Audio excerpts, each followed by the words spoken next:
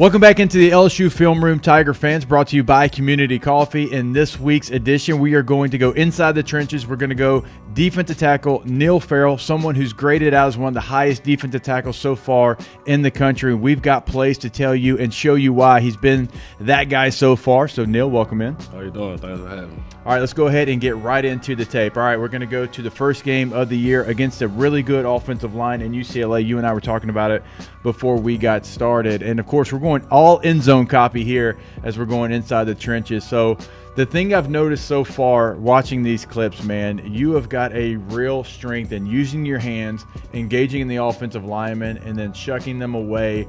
It looks like that is your go-to move and a strength of yours. Yeah, it is. I work on my hands a lot, make sure I get them as strong as I can. And like the first drive of every game, I just try to get a feel for the O-lineman. Like right on this play right here, I could tell the guard was pulling, so I knew I had to cross the tackle now and make the play. All right, so how many times can you kind of pick up on that, right? A guard pulling, you mentioned that, like, so you see that, so you know the tackle's going to kind of come down on you as they pull around, kind of like the old down, down, and around. Can you see that? Like certain guards, they give that away depending on how much weight they have on their hands and certain things like that? A lot of guards give it away because when most guards got to pull, they sit back on their heels and be on their fingertips, like. So I knew they was pulling right there. All right, then again, man, do a great job with your hands. Get that offensive lineman out of there. But the play's not finished. After you do that, you still got to go make a play, tackle for a loss. 70's trying everything he can. Not sure how that wasn't a penalty there. He's trying to suplex you there, but you're still able to make the tackle. Kind of talk about that point. Once you beat him, you still got to go make the tackle for loss. Because after you did all that work, you got to be the guy that gets it. Right, yeah, you always got to release violently and make a football position tackle. We go over that in practice a lot. So when we get to the game in a situation like that, I was already ready for it. All right, again, let's go to another cut-up of the Florida game, a game where you graded out. I think this was the week, if I'm not mistaken, you graded out as one of the top, if not the top defensive linemen in the country. So, like, before we get to the play, let's go ahead and pause it. What was your mindset going into this week against Florida? Now, you've been grading high all season long, but you could tell this one, it felt like it meant a little something extra to you. And, hey, I can appreciate the Florida Gators meaning something extra to you because I always love that game. It's one I always look forward to, even when I was playing until present day. It's something that brings out the best in us. Yeah, going into this week, we knew, like, Florida was ranked, like, third offensive rusher in the country. So we had that mindset at practice all week that we were going to stop this run. And we just worked hard all week, and we ended up stopping the run that game.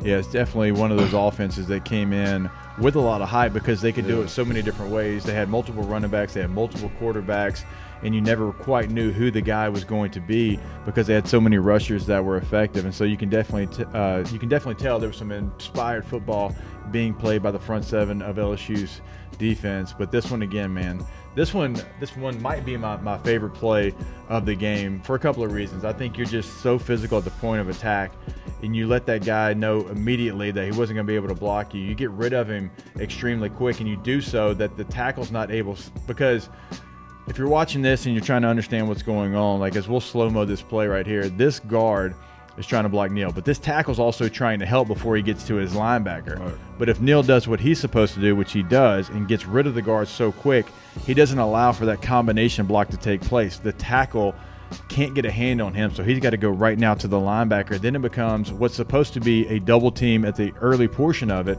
into a single block, and then Neil beats the single block. And then, again, that's my favorite play because how physical you are, but then that quarterback back there for Florida, Anthony Richardson, is a very talented football player. Right. He is extremely athletic. Again, I get impressed time and time again by you finishing in the backfield, tackle for a loss. You're not counting on somebody else to do it. You're getting the guy. So when you beat the guard and you see a quarterback that's athletic like that back there, does your mindset change at all?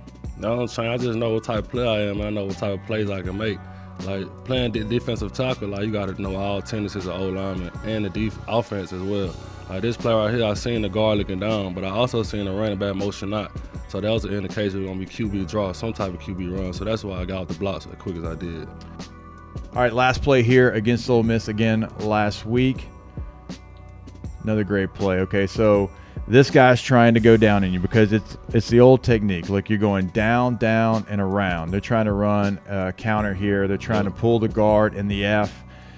And again, you know, looking at this from a running back perspective, this play's dead at the get-go because if you knock off the puller in a gap scheme run, then there's no gap to run to. And then you just got to try to make everything you can. He doesn't get his down block. And not only does he not get his down block, but because you get upfield so fast, you take the first puller and then you take the second puller out of the play, right? So there's nobody pulling for anybody on this play because you as a defensive tackle, you take him out of the play because he misses you. And then you take the first puller and then you take the second puller out of the play. And again, the play's not done. You still got to finish the play.